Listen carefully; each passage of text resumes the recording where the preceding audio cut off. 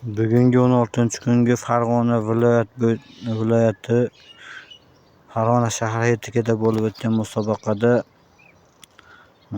Quvasoy 1-o'rinni, Quva 2-o'rinni, Farg'ona shahri 3-o'rinni oldi. Har bir viloyatlar 3ga bo'lingan holatda saralashlardan o'tishdi. Xudo xolasa endi 18-kuni musobaqa to'liq haqiqiy finalga 1-o'ringa 15 million so'm, 2-o'ringa 10 million so'm, 3-o'ringa 18 million so'm, undan tashqari rag'batlantiruvchi sovg'alar ham bo'ladi.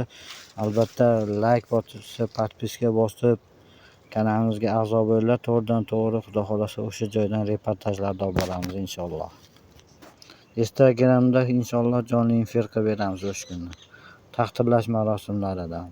Albatta a'zo bo'linglar, like bosinglar, Xudo xolasa qo'llab-quvvatlab turinglar.